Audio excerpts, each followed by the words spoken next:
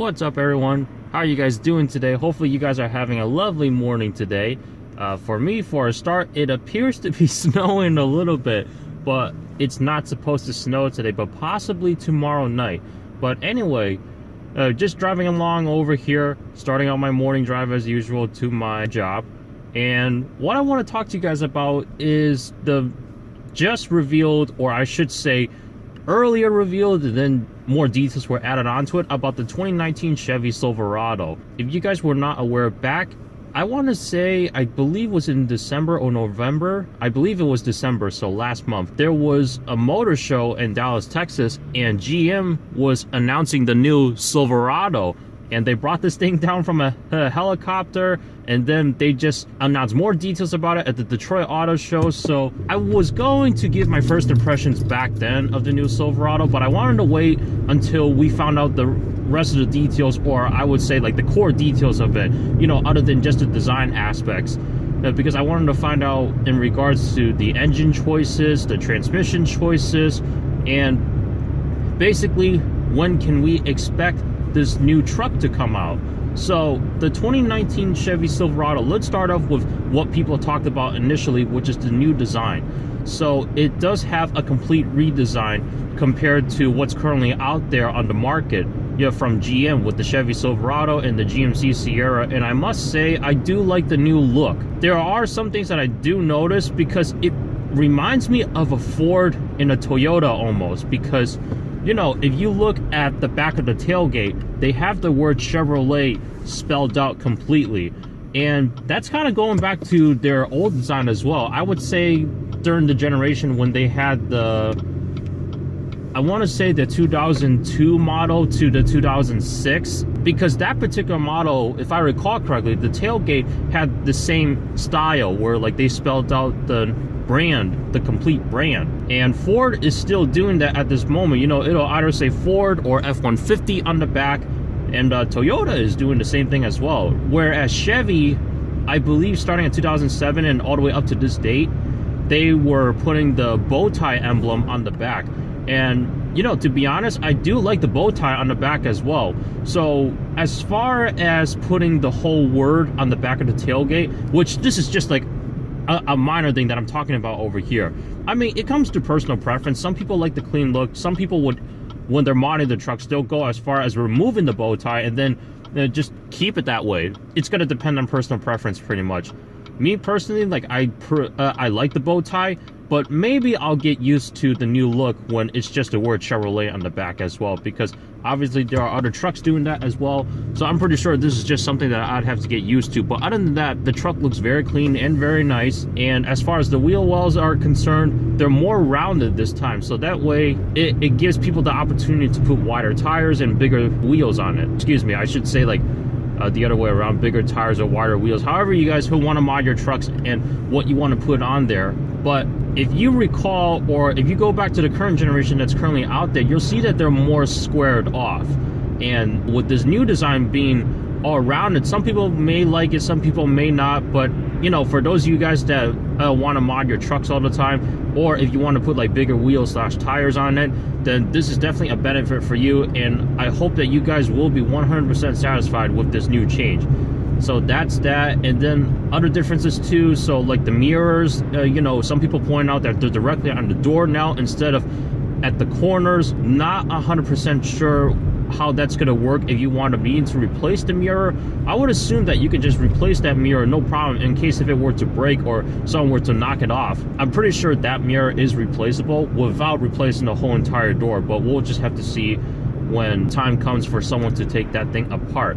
Now, they did announce a new trim. So not only do they have like, I think it was 8 different trim levels, but they did announce, like, I guess you can call it a package. They had the Trail Boss LT model. So the Trail Boss LT model has the lift kit as well as, I believe, was the off-road tires. After looking at the reveal event from the Detroit Auto Show, and it does look very slick. I think they're trying to do something similar like they did with the Colorado, which the Colorado is what I'm currently driving right now, and they have the ZR2 for the Colorado, where it's basically an off-roading truck. So it's slightly higher off the ground, a little bit wider with off-road tires. And I believe they're trying to do the same thing for the Silverado lineup for those that want to have a full-size truck for off-roading instead of a Jeep or a little mid-sized truck. So you do get the best of both worlds, and you do get a preference as well. And it does look very mean and tough. I feel like the options are pretty much similar compared to what you would get right now, except you got a newer model and you got a new looking truck. Now, some people don't really like the styling, some people do. I must say the styling is different because I don't feel like this looks boxy as if you were looking at a Silverado and a Sierra, because they kind of have the traditional box look to it, and this one is a little bit more rounded. Now, that being said, it does still remind me of a Ford and a Toyota almost. For instance, like, I believe the doors, like, they look very similar to a Toyota Tundra. You know, just the way the door handles are and, like, how the doors are shaped. But I guess they want to, like, look very similar so that way it'll compete with their competitors a little bit better. And then, of course, you know, there's that same old war that you just have to decide, okay, which truck is better, Chevy versus Dodge and all that. So that's going to be pretty interesting. The Chevy fanboys just keep going on and on. The Dodge fanboys go on and on. The Ford fanboys, and so on and so forth. So the design, at first I was thinking, like, I might have to get used to this because this is a little bit different, because, you know, it just didn't seem like a truck to me, but it's starting to grow on me after I had first seen it. Because with modern vehicles these days, the looks are going to change drastically compared to what you would find in like 1998. What do you guys think about the styling of the new Silverado? I mean, feel free to drop a comment down below and let me know what you think. Now, that being said, I want to talk about the engine choices. So, first of all, this is a 1500 Silverado that they had announced. So, not the 2500 or the 3500. I mean, those will be coming out later, although I am hearing that they'll be coming out with 4500s and 5500s heavy duty. I'm not 100% sure if that's still the case or if that's just a rumor, but we'll have to wait to see what that is, because most likely those are going to have bigger engines with bigger diesels in it. And I say bigger diesels because the new Silverado 1500 for 2019 is going to have a Duramax diesel option. Now, what is that? That is going to be a 3-liter inline 6-cylinder Duramax diesel. So it's not going to be the full 8-cylinder. I would expect that to be announced like sometime in March when they announce the next heavy duty models for the 2019 Silverado. So you're going to have a 3-liter inline Duramax diesel 6-cylinder. Inline 6, so it has to be the 6-cylinder. With this smaller diesel in the Silverado, it'll probably be better for fuel economy for those of you guys that want to have the capability to tow, but you want fairly good fuel economy as well.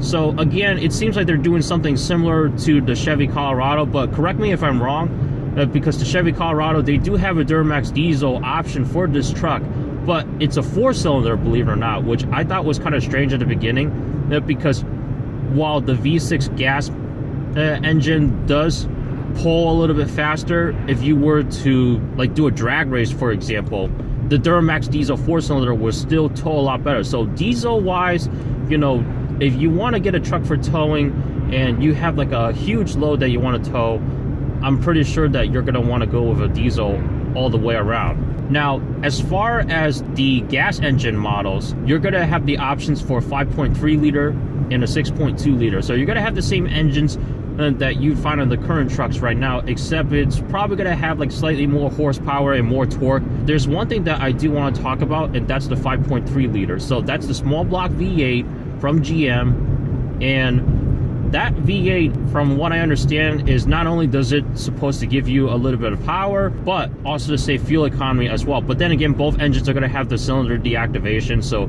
it'll actually cut down 7 cylinders if needed with the new truck.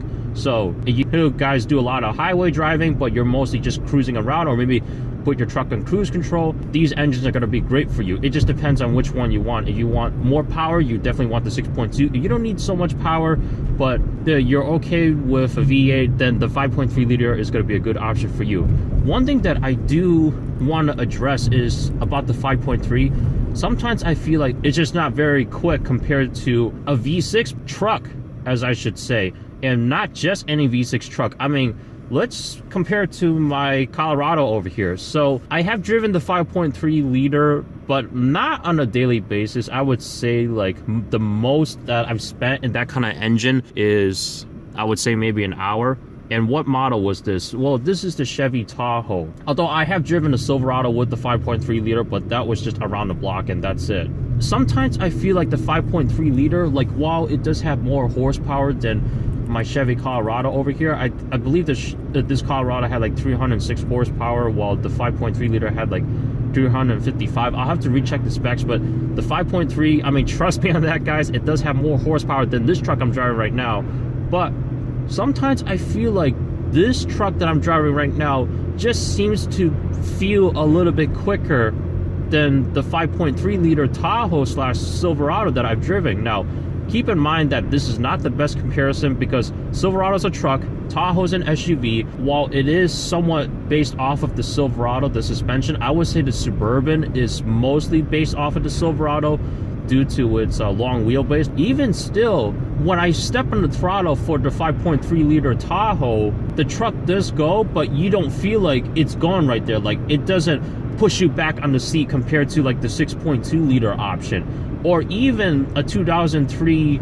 GMC Yukon Denali with the 6 liter V8, or even the Cadillac Escalade. Even those trucks with the 6 liter V8 at the time, those I feel like pull you back in the seat once you step on the throttle, and then it feels like it bounces. The 5.3 liter, not really.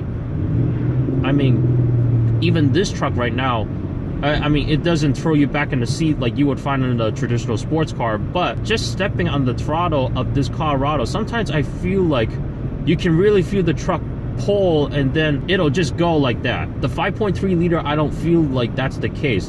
I'm not 100% sure if that's because that's heavier with more material, whereas this truck right here that I'm driving right now is much lighter and smaller, because the Colorado is a mid-size truck. It's not a full-size truck. If those are the reasons why the 5.3 liter may not feel more powerful compared to a V6 engine, I mean, definitely correct me on that, and then we can just discard what I'm saying right here, and we can conclude that the 5.3 liter is great and that it's just going to get better. But sometimes I just feel like the 5.3 liter Tahoe that I drove at the time for an hour on a road trip, it just kind of struggles to get more power back on. And I'm not 100% sure if that's also due to the cylinder deactivation, that it just takes time for all 8 cylinders to kick in. Because if that's the case, then me personally, like, I just don't really care for the cylinder deactivation much. I mean, yes, it's going to help with gas mileage and fuel economy. Sometimes I feel like if you're gonna buy that kind of a vehicle with that much power, you wouldn't worry about fuel economy so much.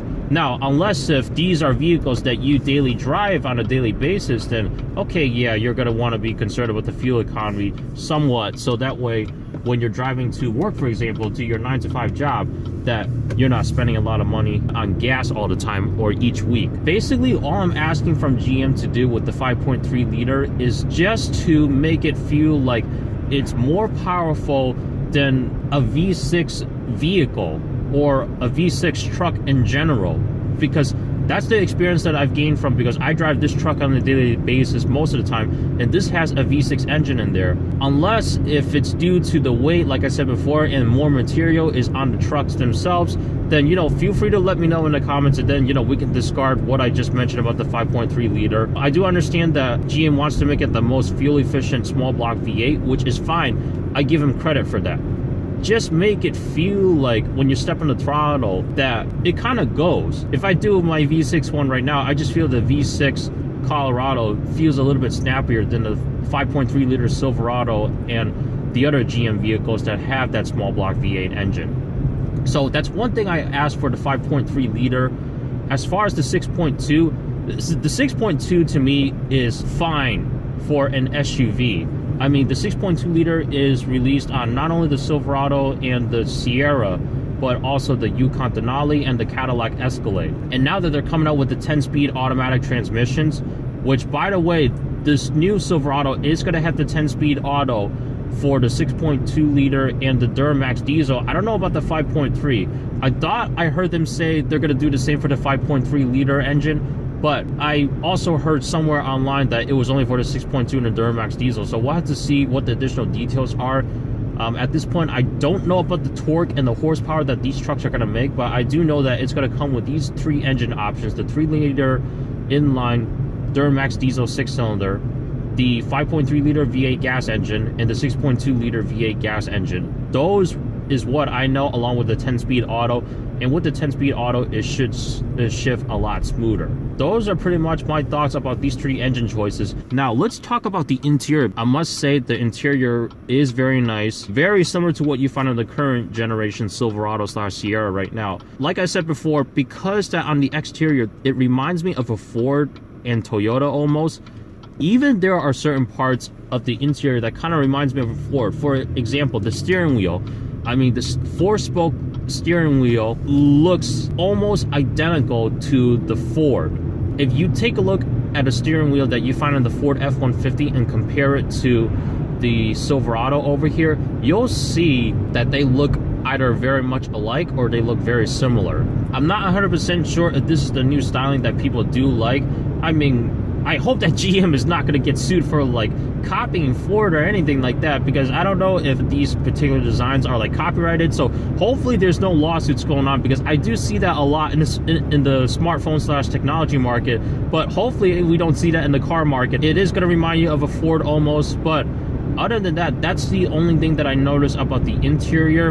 And another big feature about the interior is keyless entry. So you're going to have a smart key access system, which is pretty neat, because the newer trucks that are coming out right now from Ford, they have the smart key access system on there. Nissan's got them in the new Titan. I'm not 100% sure if Toyota did the same thing or not, but they do have the smart key access system in there.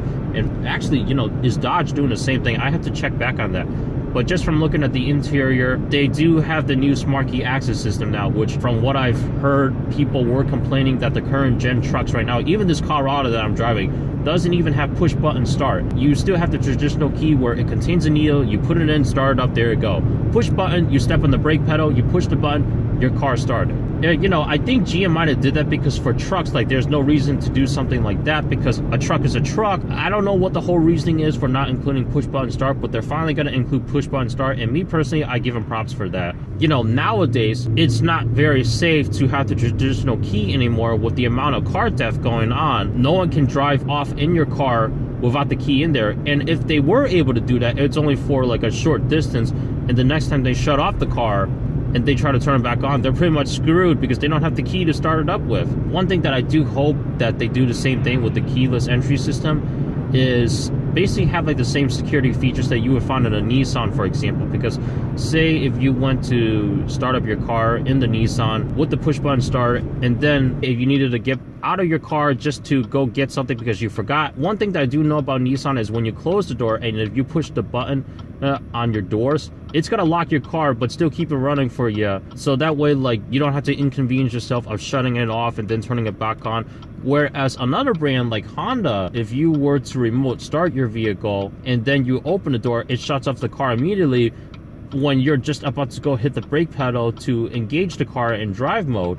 And let's say if you forgot something, you wanted to get out of your car and you wanted to lock it, you can't lock the car even if you use the remote or if you use the door handle, unless Honda had changed that by now. But I've seen one Honda one time and played around with the keyless entry system when it comes to locking. It did not do that also. Hopefully, you know, what my hope is that GM will have similar security features that you would find in the Nissan when it comes to just locking the vehicle. You guys can consider this a small thing if you like. You know, I consider it a small thing as well. It's just like, you know, one of those suggestions that I would like to see with the new Silverado. But other than that, the interior of the new Silverado did get redesigned as well, and like I said before, it's very similar to what you would find in the current generation Silverado right now, and I must say it's pretty neat. Overall, what do I think about the new Silverado? It definitely looks clean, and it is a good looking truck. The look may have to get onto some people, and that people will just have to get used to it, but at the end, you're gonna appreciate it. Hopefully this generation will last a lot longer than the current gen right now, because the current gen right now, I believe, was only out for 4 years, from 2014 to 2017 or 2018, I should say, because they did not release the current gen Silverado that long ago. And I think the longest that they might have had without going back to the trucks in the 90s, was the 2002 model to the 2006. I believe that was like the longer lasting one. Actually, if I count that again, 3, 4, 5, 6. Oh, okay, I take that back. That might have been 4 years, but I can't recall if there was a 2001 version for that particular generation, because if there was, then that one still lasted a lot longer. But then when you have the 2007 to 2013, actually I think that was 4 years apart. So if that's the case, then they must have been very similar. And I do apologize for going off here, just trying to recap on some of the history, because, you know, just looking at the Silverado lineup, though, since that particular generation, I mean, they had a long journey, and it was a pretty interesting journey from what I've seen. And it's a cool one, believe it or not. So what do you guys think about the new Silverado? Do you like it, hate it? Are you gonna stick with your current truck that you have or vehicle, whether it's a Silverado, Ford, Dodge, Toyota, you name it, Nissan? Or do you look forward to the new Silverado? I mean, let me know what you guys think in the comments down below. Before I go, as far as release date, we should be expecting this to come out in the fall. So that's that. But I hope you guys enjoyed this video. Thank you so much for watching. Please subscribe, rate, comment. Also check out the description below for my social media links, Twitter, Instagram. I will see you in the next one. Thank you and have a good day. Speaking of looking like a Ford, we're going past a Ford dealership right now. Pretty funny.